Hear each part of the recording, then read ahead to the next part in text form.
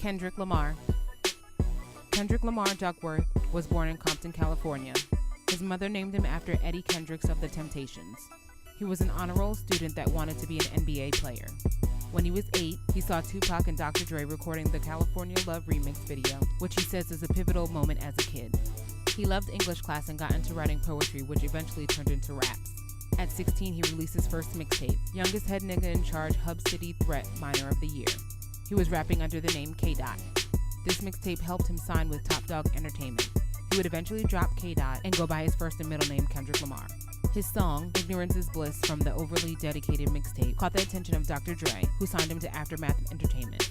Since signing with Dr. Dre, has Kendrick shown signs of being an elite artist?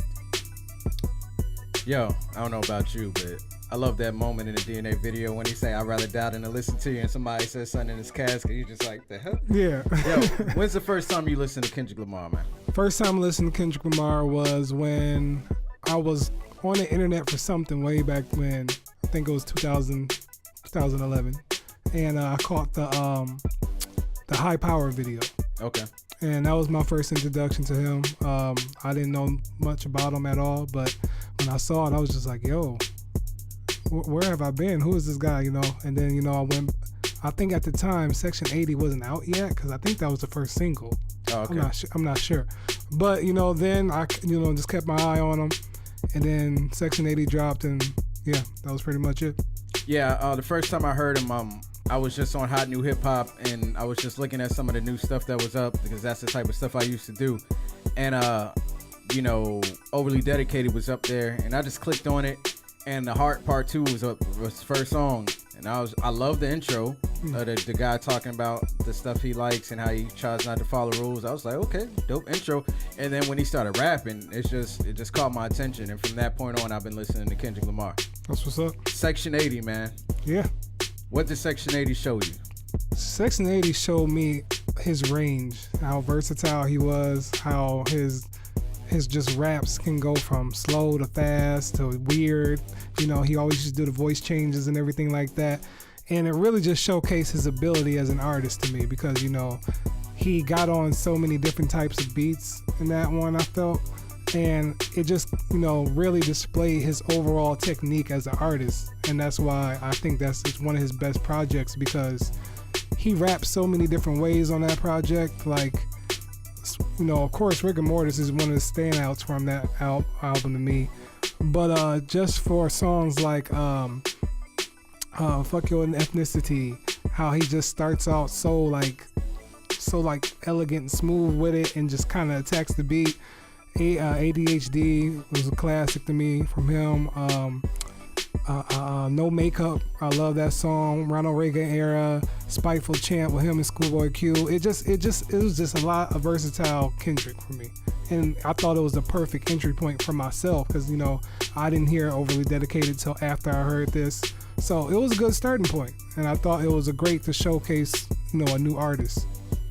So as far as showing you that he was a top tier artist, where was he at this point? I think he was damn near to the top to me, because pretty much there was nobody rapping like him, in my opinion, at the time. And, I think around that time, it was like when I started really focusing on lyrics more than anything, because, I was always listening to Lupe and stuff like this. But, I kind of like how he wasn't afraid to be different. I'm not saying everybody, he was so different than everybody else, but he just has this certain aura and spark about him that I thought that made him stand out from the others. Yeah, and I think that's the one thing, because we're pretty much doing this because of Lupe. Yeah. But I think that's the one thing people are leaving out when they describe Kendrick Lamar, man. I think he just has it. He has that it factor. Yeah. Because when you come down to explaining a lot of his lyrics, okay, you go over fuck your ethnicity. You know what I'm saying? He's for the most part, Section 80. He's got some dope metaphors. He's got even more similes. Yeah. He's got a whole bunch of different flows. He's real versatile with the flows, and then I think he focuses on stories and making the songs connect to each other through the stories that he tells through the skits and everything on every project from here on out. Yeah. Because he kind of did it a little bit on Overly Dedicated, and on this, he tied all the songs together. He had a little bit more fun, it seemed like. And this was actually a really big jump, in my opinion, from Overly Dedicated to this. Like, it's the same Kendrick, a little bit of different tone. He's a little bit more confident and everything like that. I'm assuming that he knew that the deal with Dre was probably coming through. Soundwave is just getting into his thing. Yeah. You know, Terrence Howard came in at the end, helped out with the joint with Absol just completely crushed it. Murdered it. And then I mean, most people know about these songs, but like I said, Kendrick really focuses and nails in on the story. And usually on a Kendrick project, you only get a couple songs where he's pretty much going in. And it was kind of the same way on this, like Hold Up, High Power, Rigor Mortis. Like, you don't get a lot of song, like it's a lot of story here. Yeah. You know what I'm saying? Good Kid, M.A.A.d City. Yeah. How did this hit you when you first heard it? Did this confirm your thoughts of Kendrick being a top tier artist? Yeah, man. Because once again, like you said, his storytelling ability, I thought was flawless. I mean, he pulled you into his world, literally. Like, as soon as you heard him talking about how he was taking his mama van and everything like that, you got that image in your head. Like, it was like a movie playing in your head. And I thought that the album did a great job of carrying the story from track to track without getting you distracted from the music. And I thought it was all connected well. It was just really focused, but at the same time, it showed his ability as a rapper, as an artist, to like just keep on stepping his game up. Cause I'm like, damn, after Section 80, I didn't know what he was gonna do. But to get an album like this, where it just comes full circle by the end of that track list, I was just like, it was amazing. Yeah, when I first turned on that Shireen joint, I was just like, yo, this beat is crazy. Yeah. But I'm not gonna lie, first time, I mean, I'm not gonna regurgitate everything I said when we reviewed this. We reviewed this about a year ago when we did all our favorite artists' debut albums. Right. But I didn't like the album the first time I heard it. And then, one of my friends like just stopped me, man. Like, he was like, yo, bro, listen to it again. I listened to it again, and this time I actually listened because I wasn't paying attention to the skit, so I didn't see how the songs was connected. Right. And that's another thing about Kendrick that I want to point out. This album isn't really a good example. I think To Pimp a Butterfly is a better example. But the songs are connected. If you kind of dissect the album song by song and like just disregard the story, the album isn't as great as it is when you listen to it as a whole. Okay. You know, and like I said, this album is not a good example of that, and Damn's not a good example of that.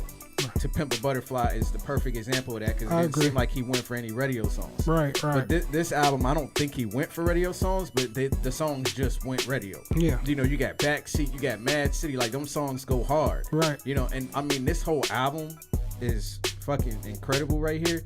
But it's another one of those incidents, and I remember Joe saying it a long time ago. He's like, the only thing noticeable was how he never give me any quotables.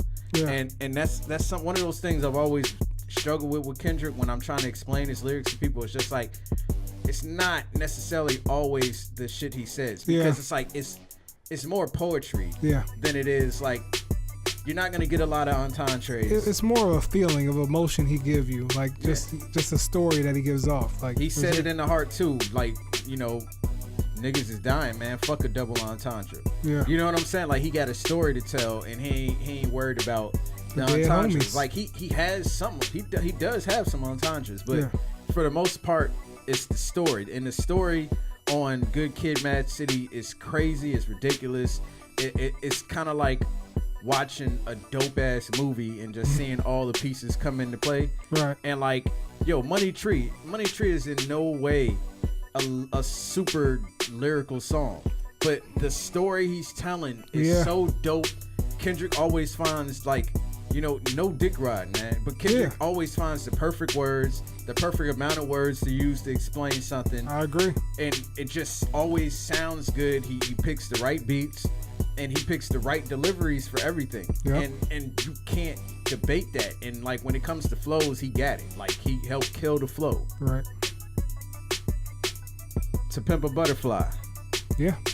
And this is one of those albums that I'll talk about when you listen to it separately. This is one of them CDs where you're just like, okay. Yeah. So when you Wesley's Theory, like, yo, this album is so funky. Yeah. I don't want to drag on about the same shit. We reviewed this like when we first started the podcast. But this album, like, King Kunta is a dope song, but something like Institutionalized, it's a great song. Yeah. But you're not just gonna just chill and listen to that. See, like this album is probably more for the people that like to listen to an album all the way through. I agree. And now, if you don't listen to it like that, of course you're not gonna say this album is a classic. But if you listen to it through the story, and everybody doesn't always listen to it all the way through. I mean, I don't do it either all the time. But you can't sit here and tell me that when you listen to it all the way through, when you listen to the story and the struggle of him pretty much picking up from being famous from the first album to the second album, and then the ideas of the songs and the complexity in the writing, and then come to find out all this time he's pretty much just talking to Pac and telling the story to Pac. That was the strongest takeaway from me when I first heard the album, because I was just like, yo, all these skits with the poems, and it's increasing, you know, he's telling you more of the poem as the album goes along. And but all the songs tied all of it. Yeah, and I just like how at the end it just hits you all at once, but it's just like, it wasn't like it was out of nowhere. It all made sense to tell the story that he was trying to like get across. And I think that's another thing that people don't realize with Kendrick is that he wants you to think about the bigger picture, not just what you hear and what you listen to, but once you put it all together, I mean, there's not many artists that can do that. No. That can make you actually analyze a whole body of work and think about how it can impact you now and later. So that's another thing that I think people need to give respect to Kendrick where it's due, because he really sits down as an artist, and you know, yeah, he likes to make music, make beats and whatever like that, but he wants to get a story across to you to feed something to your soul, and that's what I think is a great impact with Kendrick Lamar. Yeah, I agree with you 100%, man, because the story on this album is another great story as well. And he got the right people to help him out with the songs. Right. And like I said, there's only usually a couple songs where Kendrick usually goes in. You got Alright, you got Mortal Man, where he's spitting some real shit, but he's still going in. And then you got Black of the Berry, where he's still telling a story, but you get the aggressive rapping Kendrick, and he's still spitting dope bars. Right. And I'm not saying any of the other songs don't got dope bars, because These Walls got some dope bars in there. You know what I'm saying? Some dope punchlines and everything. A lot of people say they don't like hood politics, but it goes in, like, you listen to the poem, and the poem literally goes with the track list. Yep. And that's like, that takes some master planning. I'm not saying nobody's ever done it before. I'm not saying that nobody else can do it. I'm just saying when Kendrick does it, it works every time. Every time. The Control verse. Yeah. The verse that, you know, Lupe says is overrated. Now, I went back and listened to the Control verse 2 times. Okay. Man, I do want to point out something.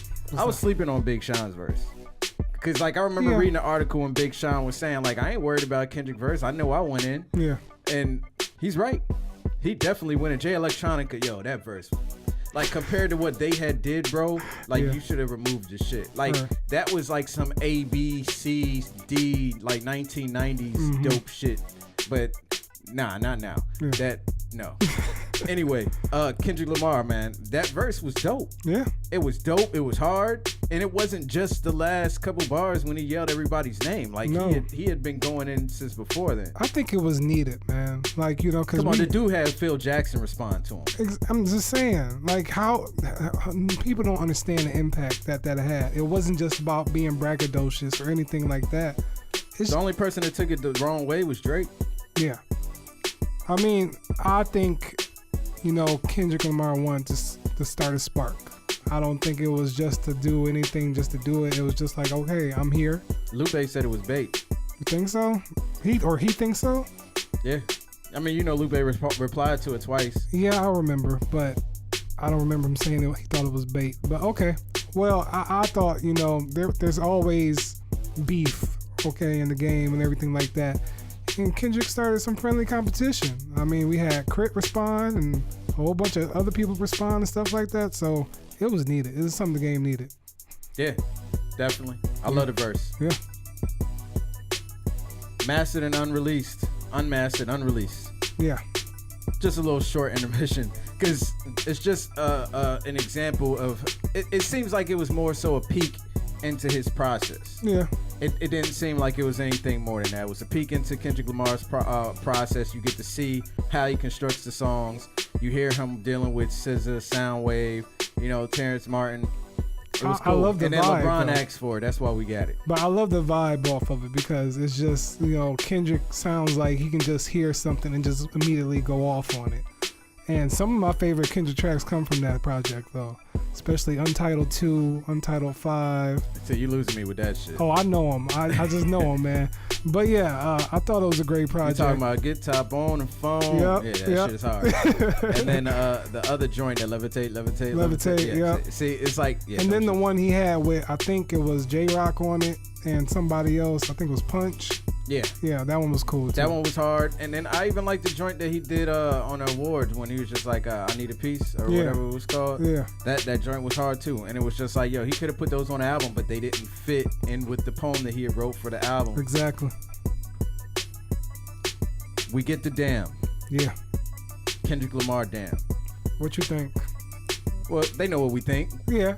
We reviewed it. And if you don't know, click on the link and check it out. But Damn just basically solidified everything I had been feeling about Kendrick. Mm-hmm. Like I said before, same thing. You get a couple songs where he's going in. You get DNA, Yeah. you get Duckworth, you get Humble, and that's pretty much it. Yeah. Everything else is just a well-constructed song. Mm-hmm. And then the whole thing as a whole is a well-constructed album that works whether you listen to it forward or backwards. Yeah. Not saying he is the first person to do this. Exactly. Not saying he is the last person to do it. Mhm. But when he did it, it worked. Yeah. Perfectly. Yeah. Every song on this joint is dope to me. If I did have anything negative to say, is XXX. Okay. But everything else up there, it works. Yeah, like everything. I think this kind of like just solidified his stand, his position in hip hop, because right off the back you hear DNA, like that to me just like says Kendrick is here, he's been here, and he's gonna stay at this peak. He's at his peak, and I mean everything in this album was just solidifying everything that he showed throughout his first 3 albums. I mean, he can tell a story, he can keep you hooked and engaged, and he can just make you aware of everything that he's doing. And Yeah. not many artists can do that. I mean, that's what makes him considered top tier to me, because he keeps your attention no matter what. Yeah, and at the end of the day, when you turn this album on, it makes you want to listen to the whole thing. Yeah. Or at least definitely me. Yeah. Because I listened to it again today, front to back. Yeah. Every single time one of the songs comes on, I get pretty excited to hear it. Yeah. You know what I'm saying? I do feel like Pride is one of those songs that is totally underrated, because Steve Lacy, man, he killed that joint. He did. And he said it was kind of like one of those songs he had been playing around with. He was kind of scared to play for Kendrick. So when he played it, Kendrick loved it, and he was just like, That's that's got to make the album. That's what's up. Yeah, that joint is good, and this album definitely showed it. And if you didn't know already, that Kendrick is a dope lyricist. He can still have commercial success being a pretty damn conscious rapper. Right. You know And what that's I'm saying? another overlooked thing as well. Like, he's a conscious artist, Yeah. and he's getting like radio play everywhere, accolades about this and that. Like, it's crazy. But a lot of people don't look at that. So I think Lupe needs to calm down, man. He needs to calm down. So, in your opinion, is Kendrick Lamar a top tier artist? Yes, he is. I mean, Why? Because I think Kendrick has, pretty much proven that no matter what, he's going to keep pushing the envelope. And what I mean by that is, like, for example, with this year, he stepped up the video game when I thought he couldn't even step it up after the Pimp a Butterfly. Because he had some great videos for the Pimp a Butterfly. Yeah. And it just goes all to his artistry. I believe that it's more than just rap for him. It's more of the legacy he wants to leave behind. And I think that's the most important thing when I look at an artist like Kendrick Lamar. He's not so hooked on what he has for right now. He's worried about what he's going to leave behind. And I think he's going to leave behind a great record of his art. Yeah, when it comes to me and how I feel about Kendrick Lamar as possibly being a top tier artist, you look at his body of work. Like I said already, there's only so many songs where he actually rippity raps, you know what I'm saying? But at the same time, He has been out rapped by other people. Right, Joe Budden right. pointed that out. Like out rapping ASAP ain't showing me where your weight at. 'Cause he did get out rapped by Drake on Poetic Justice. Don't get me wrong. You listen to that Poetic Justice verse from Kendrick and it's fucking ridiculous. Yeah. But Kendrick has been out rapped by people. He's been out rapped by Rap City twice. Yeah. You know, I mean, it's not what he does on a regular basis. He can do it though. Yeah. But when it comes to Kendrick, he is top tier because his storytelling ability is off the charts. It's like reminiscent of like how Nas handles storytelling, but he's doing it like on a whole album basis. Yeah. And when it comes to putting together a project, not too many people can put together a whole project like Kendrick Lamar. You know what I'm saying? I'm not like other artists like Lupe, he has an issue with hooks. Kendrick doesn't have a problem with hooks at all. Yeah. You know, his hooks just keep getting better every album. I agree. You know, Lupe Fiasco is a super double entendre, rapidy rap type artist. And I love Lupe Fiasco. He's one of my favorite rappers. But Kendrick Lamar makes great songs. Yeah. And sometimes you don't have to be able to have all of these specific things. Like there's rappers that can't tell a story to say they life, but they can rap. Right. They can out rap people. Right. And they sound dope. They pick the perfect beats. You know what I'm saying? People love people like Fat Joe, Busta Rhymes. Like they're known for picking dope beats. Right. And Busta does tell stuff, but they're not known for their storytelling. That's not one of their key elements. And even though Kendrick Lamar isn't a double entendre master, which in his opinion makes him top tier, in my opinion, that still makes him top tier.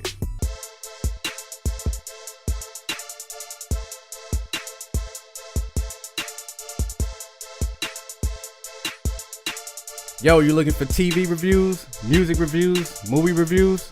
Then check out the only reviews that matter, man. Yeah, just hit that subscribe button. Make sure you hit the notifications and stay tuned.